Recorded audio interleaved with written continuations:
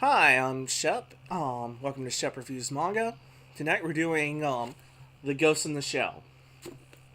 So, The Ghost in the Shell, it's probably one of the most influential works of fiction of our time, and probably one of the definitive cyberpunk works.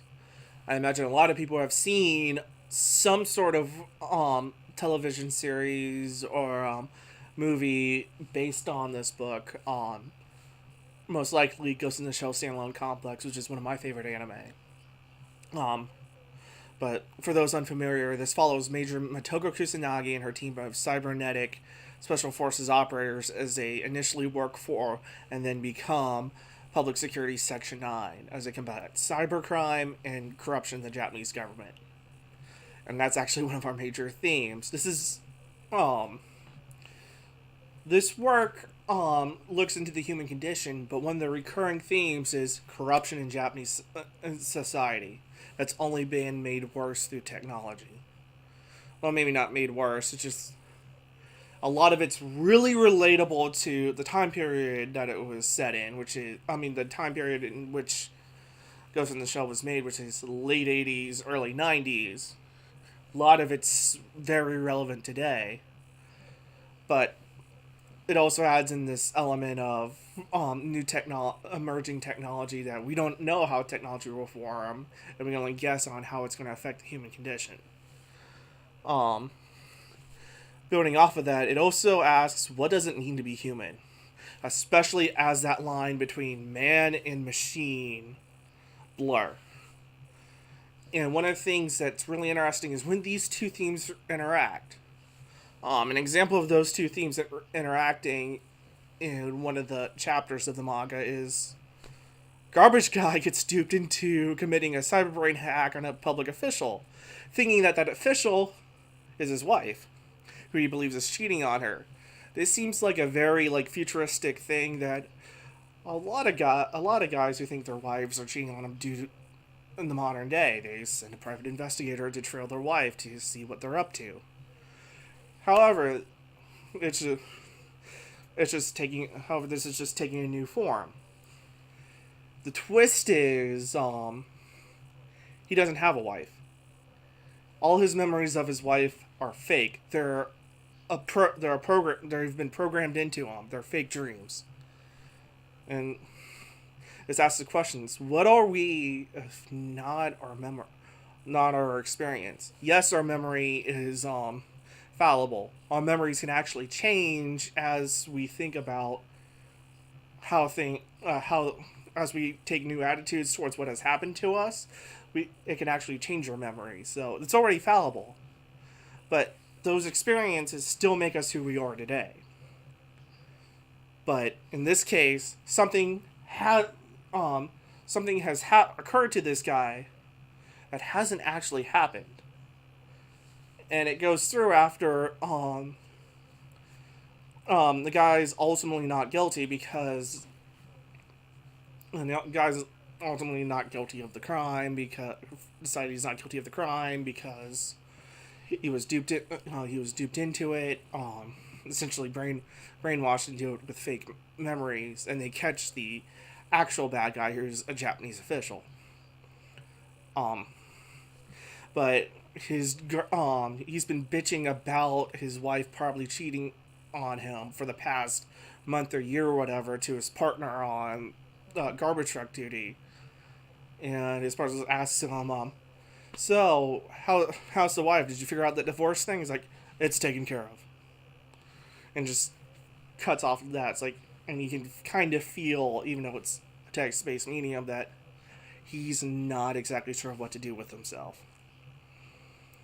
Um, it explores a lot of these questions, especially but it does get less real world and more philosophical as it starts to get into the puppeteer arc. Now, the puppeteer arc is kicked off by wrongdoing by a Japanese agency, but as it progresses, it gets to the core of what does it mean to be alive. For those who have seen other works within the Ghost in the Shell franchise, the characters might feel a little bit off. And that's partially the product of when the original manga was written. The art style, the characters' clothing, how the characters act, it screams late 1980s. For something that's actually pretty philosophical and is actually touted as being philosophical, it's filled with 80s action movie one-liners. There's at least one decent or okay 80s action movie line about every 10 pages or so.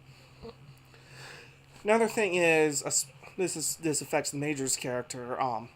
For better or worse, Neon Genesis Evangelion affected everything in anime that came after it. Even works that are based on an existing work. This especially comes in the character of the Major.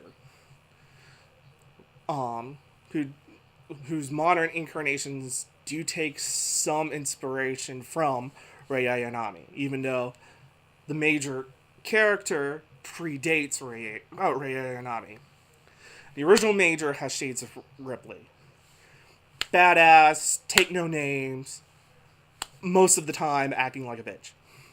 And that's on a negative way that's very vitriolic. She does her job, but hard drinking, hard fighting, very argumentative. And that's a lot of traits that a lot of badass female characters had in the 80s. Get Sack Major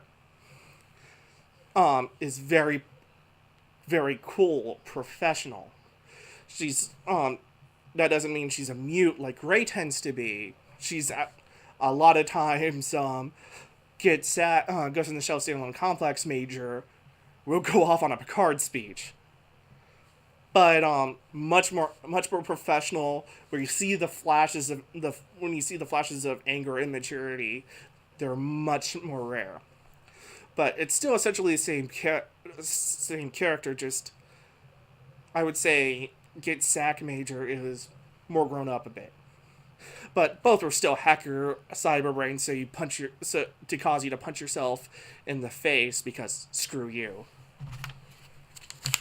Just looking at my notes. One of the things you'll notice here in the U.S. release is there have been multiple releases of the Ghost in the Shell. The one in print right now is the one from Kodansha Comics. I'm just confirming that. Yeah, Kodansha Comics, and it's censored.